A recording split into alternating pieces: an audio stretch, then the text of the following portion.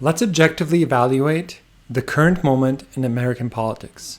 The president of the dominant political party has consolidated power over all branches of government.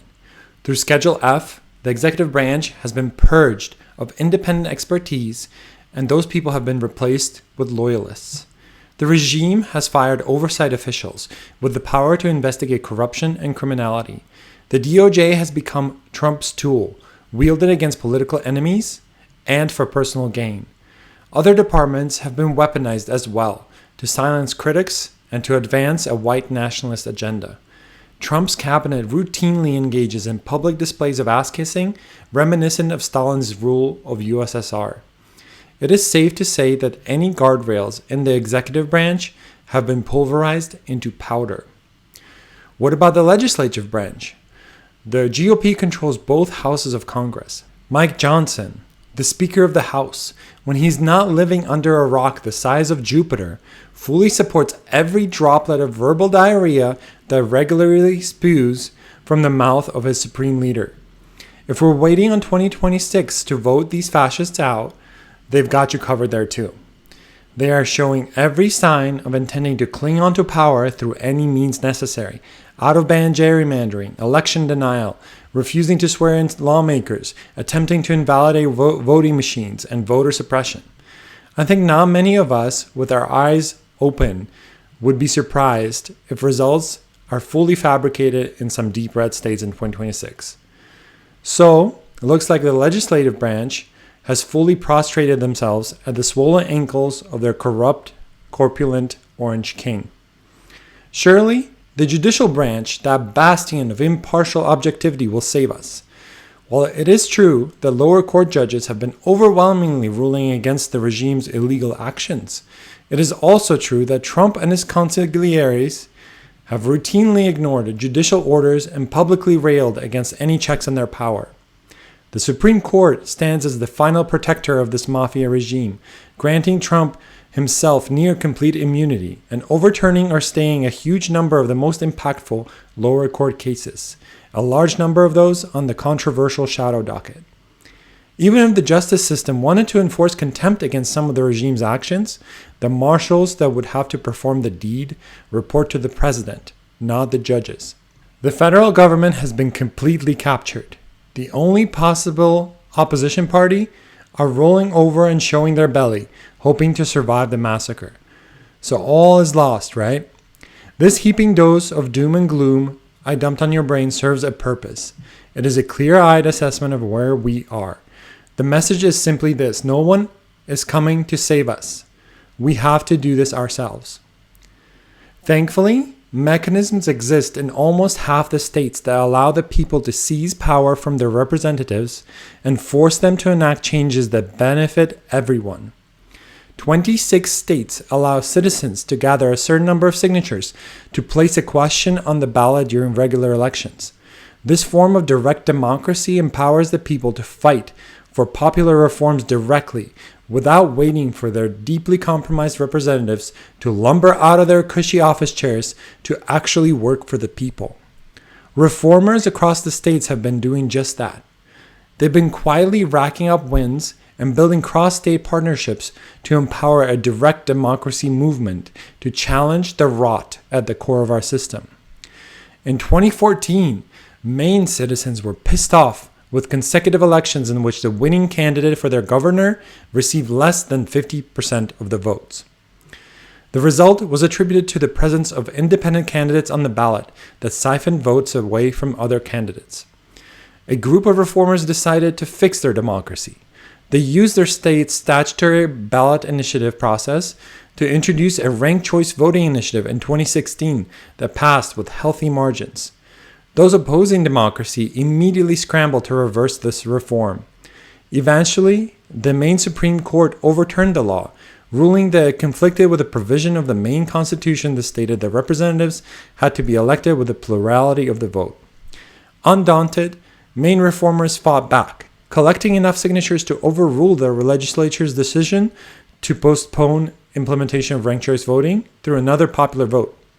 As a result, Maine has enfranchised their nonpartisan voters, and some studies suggest that the law resulted in a reduction of political toxicity. In Alaska, Scott Kendall, a Republican lawyer witnessing the January 6th insurrection, disavowed his old party and registered as nonpartisan. He went on to fight the polarization and corruption of the system by authoring Alaska's top 4 open primary and ranked choice voting ballot initiative. In 2020, this initiative barely scraped into law with a 1% popular vote margin. In 2024, a repeal effort by the opposition failed by a similar margin. In 2022, this voting system propelled Democrat Mary Peltola into office with a record high primary voter participation, beating out local political celebrity Sarah Palin in the process.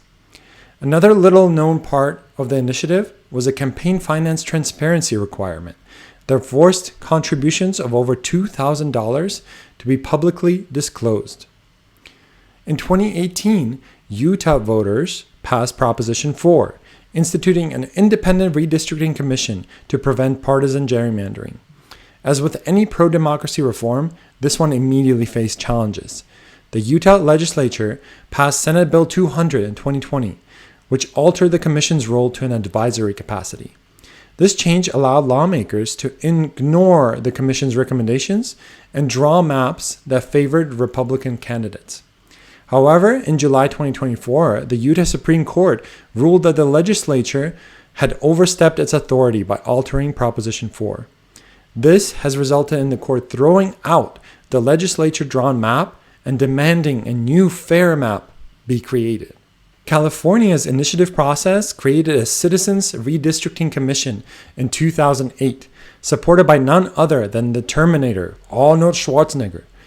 The same initiative process proved robust and effective yet again in 2025, allowing California leaders to ask their constituents to temporarily repeal the same commission to combat GOP's gerrymandering drive. In Nevada, constitutional amendment initiatives have to pass in 2 consecutive election cycles to become part of the state's constitution. In 2022, Nevada's ranked choice voting and open primary amendment initiative passed, but failed in 2024. However, other initiatives that challenge the looming theocracy are still on the ballot. Question 6, establishing the right to an abortion in the Nevada Constitution until fetal viability, passed in 2024. If it passes again in 2026, women's rights will be constitutionally protected in the state. Reformers behind the ranked choice voting initiative in Nevada are planning 3 ballot initiatives that empower independent voters in 2026. In Montana, reformers are challenging Citizens United directly by leveraging Montana ballot initiative process. They are drafting a constitutional amendment initiative that would strip corporations of the power to spend money on elections entirely.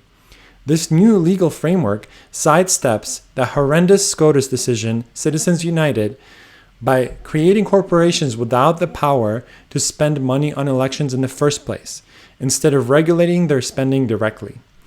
Montana Attorney General Austin Knudsen rejected the text of the amendment on a blatant technicality.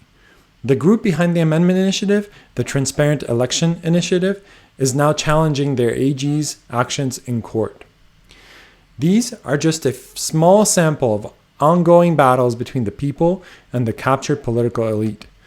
A cross-state coalition of reformers and nonprofits is forming to leverage the power of direct democracy to course-correct our failing republic. Organizations such as the Ballot Initiative Strategy Center are working with progressive pro-democracy reformers across state lines, offering logistical support and expertise to empower meaningful change at the local level. Their ballot hub is a great resource to keep abreast of the various battles across the country. I, like many others, have felt powerless against what feels like a massive tsunami of cruelty and tyranny sweeping across the world. None of us know how to build a dam to stop this tide of intolerance.